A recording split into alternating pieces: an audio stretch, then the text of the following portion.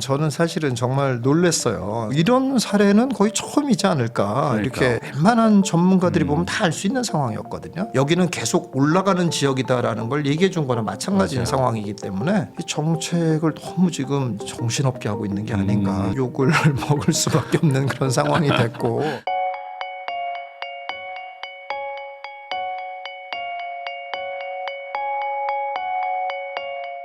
안녕하세요. 부익남TV의 부익남입니다. 최근 부동산 시장에 대해서 많은 분들이 이제 혼란스러워 하실 것 같은데요. 그래서 모셨습니다. 부동산 투자 전문가로 활동하고 계시는 이제 김사부님 모시고 최근 부동산 시장 이야기와 지금 시장에서 또 어떻게 우린 해야 되는지 한번 하나하나 이야기 나눠보도록 하겠습니다. 김사부님 안녕하세요. 네, 안녕하세요.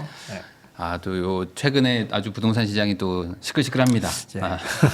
특히 이제 토지거래허가 구역이라는 게 어찌 보면 되게 고가 지역의 비싼 동네들만 얘기를 하는 건데 그러니까요. 이거 가지고 지금 아주 뭐 부동산 관심 있는 분들은 다들 뭐 이거 잘됐다 잘못됐다 뭐 이런 얘기들 하고 있거든요. 그래서 이거부터 안 여쭤볼 수가 없어서 한번 요거 여쭤보도록 하겠습니다. 우선은 지금 토지 재지정하고 촬영일 기준으로 오늘 다시 이제 발효가 됐거든요.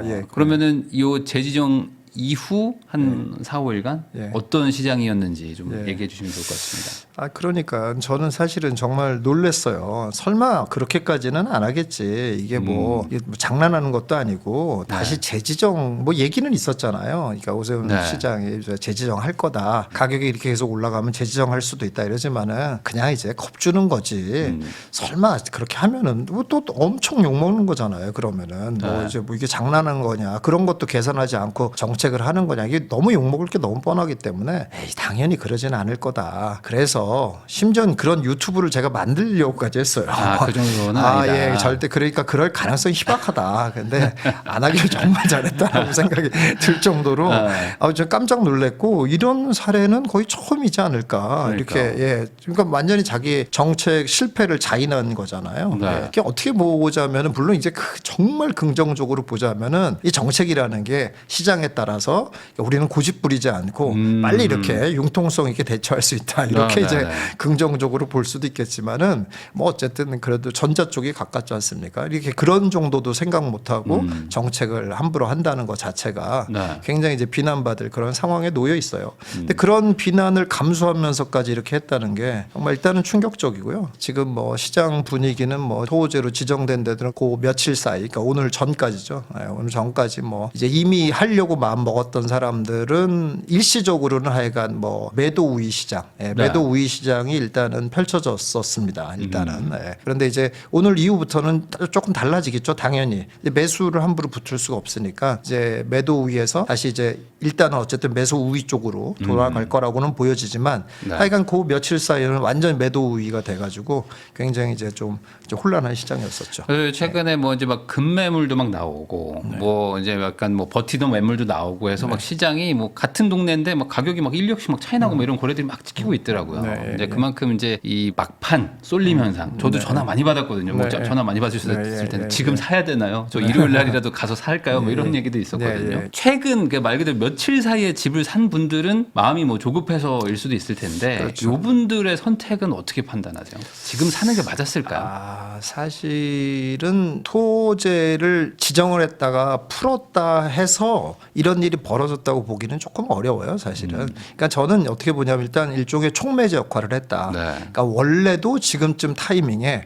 단기적인 상승이 일어날 수밖에 없는 상황이었거든요. 그러니까 왜 그러냐면 전체적인 흐름상으로 봤을 때 일단 계속 이렇게 작은 사이클을 계속 그릴 수밖에 없는 상황이었단 말이죠. 그러니까 우리가 다 알고 있다시피 공급이 부족한 상황이고 그렇게 되면은 그런데 외부 충격은 딱히 없는 상황이고 거기에다가 금리는 낮아질 수밖에 없는 상황이고 자꾸 경기가 안 좋으니까 그러니 부동산을 매수하는 쪽 입장에서는 자꾸 유리한 상황이 펼쳐질 수밖에 없고 또 매수를 하고 싶어지는 거죠. 공급이 없으니까. 그러다 보면 가격이 너무 오르면 매수자가 빠지고 가격이 다시 좀 내려가는 것 같으면 다시 매수자가 붙고 계속 그럴 수밖에 없는 상황이었거든요. 그러니까 지금 한 2월쯤 전에 제가 여기서 나와서도 한번 옛날 얘기했지만 한 2월 정도까지 보고 있다 이렇게 봤었는데 그러니까 그런 시간이 딱 된 거죠, 사실은. 그래서 어차피 오를 수 있는 단기 상승할 수 있는 그런 타이밍이 됐었는데 거기 완전히 불을 붙여버린 거죠. 이렇게 토호제 풀어줬다가 해줬다 이렇게 되니까 그러면 오히려 이번에 뭐 소위 말하는 급매물들도 좀 나온 적이 있는데 그런 거 잡으신 분들은 뭐 차라리 뭐 한 1, 2주 전에 막 더 비싸게 산 거보단 나을 수도 있겠다. 뭐 이렇게 볼 수도 있겠네요. 사실은 뭐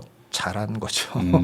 이렇게 뭐 잠기기 직전에 뭔가 산다는 거를. 아 그러면 이번 그것도 실제로 또 우리가 그 토호제를 하면서도 어떤 일이 있었는지를 다 봐왔잖아요. 사실 토호제를 했다고 해서 거래만 줄었을 뿐이지 가격이 떨어지질 않잖아요. 그러니까 사실은 어떻게 보면 토호제라는 게 여기는 계속 올라가는 지역이다라는 걸 얘기해 준 거나 마찬가지인 상황이기 때문에 사실은 거래만 안 될 뿐이지 버틸 수 있는 사람이 들어갔다라고 하면 가격은 계속 오르고 결국 실수요자가 또 들어와서 사고 그럼 다시 높은 가격에 팔고 가장 대표적인 게 압구정동 같은 사례잖아요. 계속 가격이 오르는 것처럼 그렇게 될 가능성이 높다라고 봐야 됩니다. 이번에 그 정부가 얘기한 것 중에 하나가 이제 외지인 거래 비율이 되게 높았기 때문에 뭐 규제할 수밖에 없다. 뭐 이런 얘기도 했었는데 사실 뭐 갭 투자를 막아놨었던 게 이제 과거 이제 몇 년간의 일이고 이제 갭 투자를 어찌 보면 허용하는 게 이제 토지거래 허가구역 해제니까 외지인 입장에서는 사는 거가 뭐 당연한 거잖아요. 어찌 보면. 그렇죠. 그러니까 반대로 얘기하면 재지정되기 직전에 또 이제 지방에 계신 분이나 돈이 좀 여유가 적으신 분들은 지금이라도 뭐 전세 끼고 사자라고 하는 분들이 좀 있었을 것이다.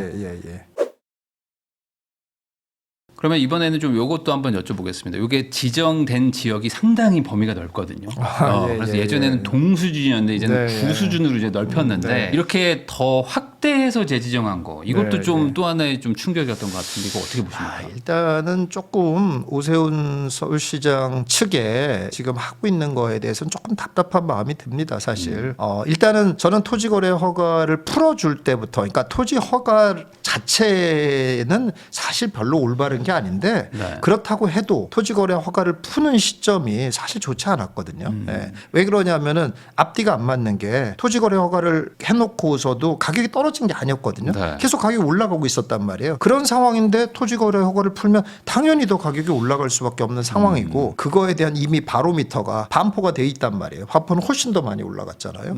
그런 상황이니까 풀어놓으면 반포같이 가격이 쭉 따라 올라갈 수 있을 거라는 것을 웬만한 전문가들이 보면 다 알 수 있는 상황이었거든요. 근데 그런 상황에서 풀어줬다는 것 자체가 일단 문제인데 그러고 나서 또 급하니까 또 재지정했다는 것도 문제고 또 지정을 해놓는데 그걸 갖다 또 그냥 진짜 그야말로 동단위로 해가지고 피해 없게 하는 것도 아니고 그야말로 아무 관련도 없는 그야말로 거래가 조금 돼야 되는 그런 데까지도 모조리 토지거래 허가를 묶었다는 거는 이 정책을 너무 지금 정신없게 하고 있는 게 아닌가 사실 그런 생각이 들 수밖에 없습니다. 그러다 보니까 이제 선의의 피해 지역들이 좀 몇 개 나오고도 있거든요. 특히 이제 용산 같은 곳도 막 한남동 이런 것만 있는 게 아니라 정말 다홀로 아파트들 막 이런 것도 많은데 그런 거 좀 다 묶이고 가장 큰 피해가 이제 위례인 것 같아요. 위례는 세 개의 지자체가 모여 있는 동네인데 송파만 딱 이렇게 또 묶이거든요. 그러니까 이런 뭔가 또 한 번에 약간 졸속 행정 같은 느낌도 좀 들기도 하는데 이렇게 이제 대규모로 묶게 되면 결국에는 매수할 수 있는 그 지역 자체가 많이 줄어들다 보니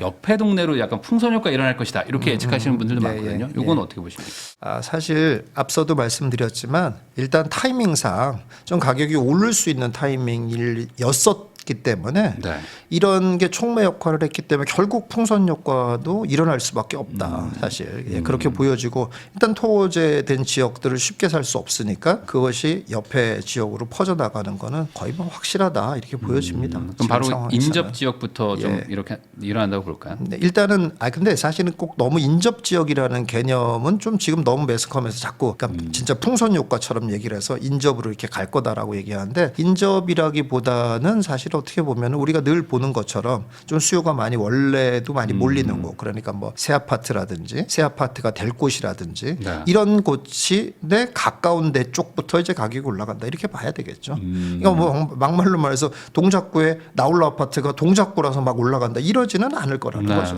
그러니까 결국에 뭐 인근 지역들 중에서 원래 또 좋은 곳들은 어쨌든 좀 수혜를 받을 수 있다. 그럼 반대로 지금 지정된 곳들은 어쨌든 악재는 악재라고 그렇다고 봐야 되겠죠. 수요가 어쨌든 한 절반 이상 줄어드는 거니까. 그렇죠. 예.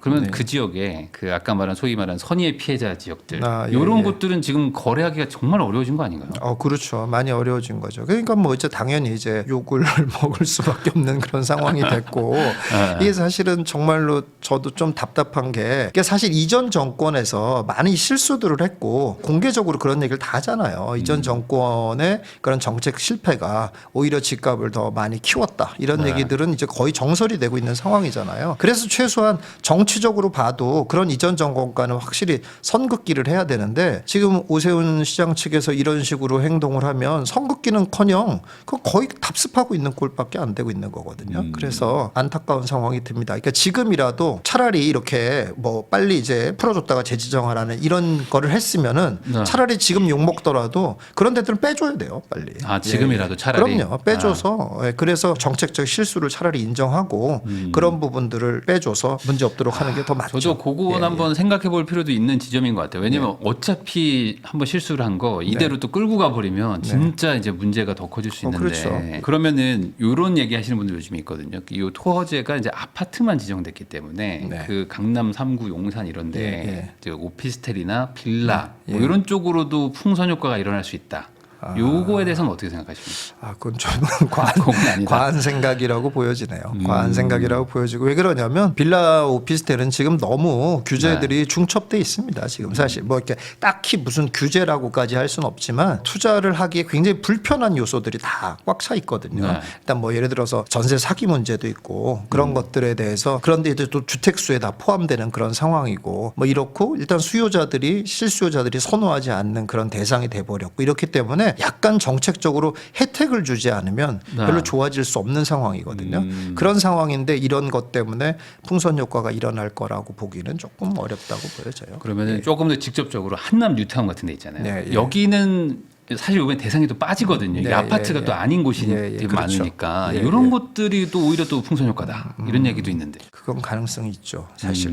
왜 그러냐면은 아까 말씀하신 대로 사실은 한남만 있는 게 아니라 강남에도 재개발 구역이 있잖아요. 유일한 재개발 구역. 뭐 이런 데들 같은 데들은 탄력을 받을 가능성이 있다라고 봐야 됩니다. 일단은 토호제에서도 빠졌고, 그러니까 또 더 상대적으로 야 이렇게 토호제로 완전히 지정해서 막 정부가 주시하는 곳인데 여기에 규제도 안 받네 이런 게 될 수 있기 때문에 뭐 사실은 관심 깊게 볼 만한 곳입니다. 투자자 입장이라면. 오히려 이럴 때가 더 괜찮을 수도 있다. 그러면은 결과적으로 이런 정책들이 나오는 게 시장에 상당한 충격을 주는 건데 이런 뭐 꼭 정책 때문은 아니겠지만 올해 어떤 시황이나 뭐 조건 그리고 이런 정치적인 어떤 상황 판단 같은 것들을 봤을 때 올해 집값의 뭐 전체적인 전망은 어떻게 보십니까?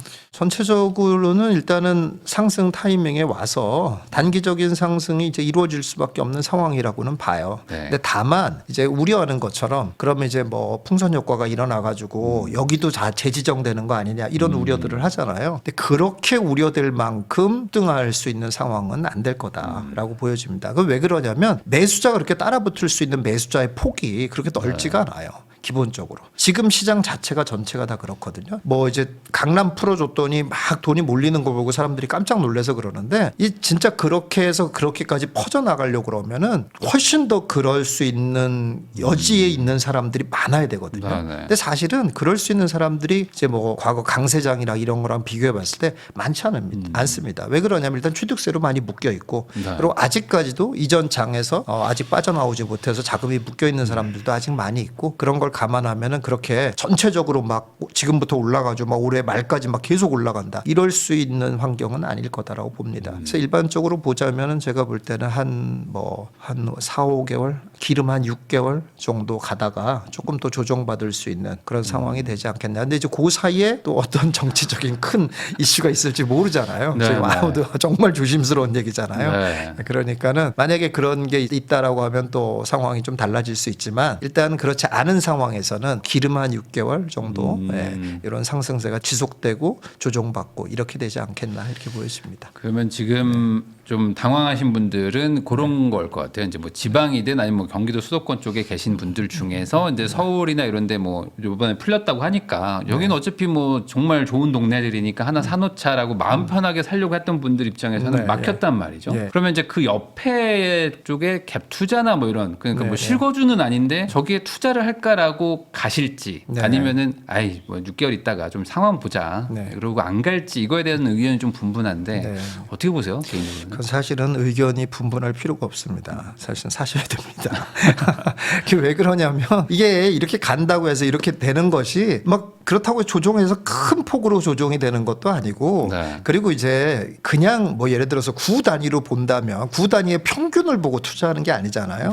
결국은 그 지역에서 지금 아까 말씀하신 것처럼 송파구를 갖다 모조리 묶어놓는 게 얼마나 잘못된 정책이냐 얘기한 것처럼 그 구가 모조리 가는 게 아닌 거잖아요. 결국은 가는 몇 개들이 있는 거잖아요. 그리고 사실 투자로 보자면 그 가는 몇 개에 집중하는 거고요. 그러니까 그 옆쪽으로 간다고 하더라도 옆 구에 몇 개의 것에 집중을 해야 되거든요. 근데 그런 것들은 가가지고 나중에 조정을 받는다고 해서 큰 폭으로 조정받냐? 그렇지가 않아요. 그러니까 결국은 그렇게 보자면 완만하게 계속 가격을 올라간다라고 봐야 되거든요. 그렇기 때문에 가격이 좀 올라가가지고 아우 나는 저 뭐 이렇게까지 금방 가격이 올라가면 뭐 더러워서 못 사겠다 뭐 이렇게 생각할 일이 아니라고 보여져요. 왜 그러냐면 이제 지금 실제 집을 사러 가보신 분들이 얘기하는 것들 중에 하나가 이제 바로 옆 지역들. 그런데 갔더니 지금 완전 매도자들이 완전 막 그냥 절대 우위 시장이 돼 있는 거예요. 그러다 보니 뭐 앉은 자리에서 5천 1억 올리더라 이런 것들을 당하고 사야 되나요? 뭐 이런 분들이 좀 있거든요. 그래도 이걸 사야 되는지에 대한 고민이 좀 있으신 것 같아요. 그렇죠. 근데 이제 그게 금액이 이제 얼마냐에 따라서 조금 틀리긴 한데 이게 근데 조금 속성을 조금 이해할 필요가 있긴 있어요. 그게 뭐냐면은 예를 들어서 이제 가장 대표적으로 이제 아파트를 하나 예를 들어서 만약에 얘기하자면은 지금 실거래가 다 찍히잖아요. 그러니까 매도자와 매수자가 다 똑같이 보고 있는 거예요. 실거래가를. 그러니까 매도자 입장에선 예를 들어서 10억에 찍혔단 말이에요. 그런데 조금 있다가 11억에 만약에 찍혔어요. 그러면 매도자는 절대 11억 이하로는 안 판다는 얘기예요. 기본적으로. 그러니까 무조건 높게 팔려고 하는 게 매도자의 심리일 수밖에 없는 거죠. 그러니까 이게 개인 시장인 거잖아요. 뭐 누가 주도하고 막 이렇게 하는 시장이 아니라. 그러니까 결국 가격은 매수자가 어느 정도 선호하는 그런 대상이라고 하는 거는 사실 생각해 보면 가격이 계속 올라갈 수밖에 없는 구조라는 거예요. 왜냐? 기본적으로 매도자가 옛날에 찍힌 가격보다 싼 가격은 절대 아무도 팔려고 안 하거든요. 그럼 결국 매수자가 필요한데 어떻게 해요? 그럼 따라갈 수밖에 없는 거거든요. 다만 그게 예를 들어 11억에 찍혔는데 14억 막 이렇게 올라오는 거냐 아니면 이제 과거에 그 올라가는 정도에 비교했을 때 비슷한 금액으로 올라가는 요 차이죠. 근데 그거는 각 지역마다 조금 선택을 해야 될 필요는 있을 것 같아요. 그래서 만약에 정말 그렇게 너무 급격하게 올린 거라면은 그 지역만이 아니라 좀 다른 데들을 좀 살펴보는 게 이렇게 좀 눈을 좀 넓게 뜨려고 본 그런 노력을 좀 하는 게 중요하다고 생각합니다. 그러면 지금 가장 피해야 될 행동은 말씀하신 대로 특정 지역에 너무 매몰돼 가지고 무조건 그걸 막 추격 매수를 하는 것들은 좀 피해야 된다. 그렇죠. 그거는요. 예.